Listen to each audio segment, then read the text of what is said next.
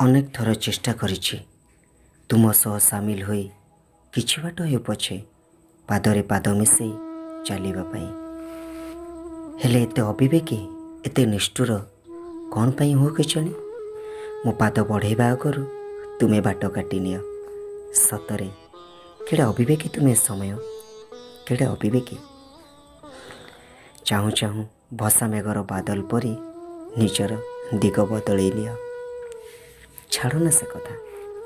ମୋର ଠିକ୍ ମନେ ଅଛି, ଯେତେବେଳେ ନିରୀହ ନିଷ୍କପଟ ଶିଶୁଟିଏ ହେଇ ଠୁକୁଠୁକୁ ହେଇ ଚାଲି ଶିଖିନଥିଲି, ମୋ ସେଇ ତୁନି ତୁନି ଓଠରେ କେତେ ହସ ଦେଇ କଥା ଦେଇଥିଲ ପରା, ଜୀବନର ଶେଷ ସିଡ଼ି ଚଢ଼ିବା ଯାଏ ମୋ ସାଥିରେ ଥିବ।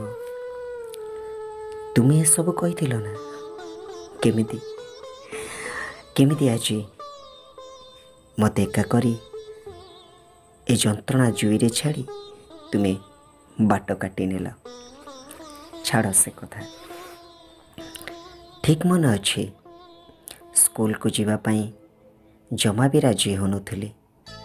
କେତେ ମାଡ଼ ଖାଉଥିଲି, ପାଠଠାରୁ ବହୁତ ଦୂରରେ ଥିଲି। ଯେତେ ଘରେ ବୁଝେଇଲେ ବି ପାଠରେ ଜମା ବି ମନ ଲାଗୁନଥିଲା। ହେଲେ ତମେ କହିଥିଲ ଟିକିଏ ଡେରିରେ ହଉ ପଛେ ତୁମ ସହ ସାମିଲ ହେବା ପାଇଁ। ପାଠ ପଢ଼ିଛି, ଭଲ ନମ୍ବର ବି ରଖିଛି, କାରଣ କାଳେ ତୁମ ସହ ପାଦ ମିଳେଇ ଟିକେ ଆଗକୁ ଯାଇପାରିବି। ଭାରି କଷ୍ଟ ତ ଲାଗୁଛି। ଦିନ ନାହିଁ, ରାତି ନାହିଁ, ଭୋକ ଶୋଷ ସବୁ ଭୁଲି ପାଠ ପଢ଼ି ଭଲ ନମ୍ବର ରଖିଲି ସତ। ସବୁ କଷ୍ଟର ମୂଲ୍ୟ ଯେତେବେଳେ ତୁମେ ମୋ ହାତରେ ଗୋଟିଏ ସାର୍ଟିଫିକେଟ୍ ଦେଇ ପୁଣି ବାଟ କାଟି ନେଲ। ହଉ ଛାଡ଼ ନା ସେ କଥା। ହେଇ ତ ଏବେ ବୁଝିଗଲେଣି ତୁମେ ନା କେଡ଼େ ଅବିବେକୀ ବୋଲି। ଜାଣିଛ, ମୋତେ ନେଇ ମୋ ବୋଉ ନା କେତେ ବଡ଼ ସ୍ୱପ୍ନଟିଏ ବି ଦେଖିଥିଲା।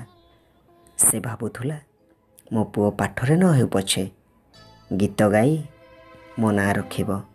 ମୁଁ ବି କେଡ଼େ ନିର୍ବୋଧ ଥିଲି ଯେ ବୋଉର ସ୍ୱପ୍ନକୁ ପୂରଣ କରିବାକୁ ଯାଇ ତୁମ ଛଳନାର ମାୟାଜାଲରେ ପୁଣି ଥରେ ଛନ୍ଦି ହେଇଗଲି।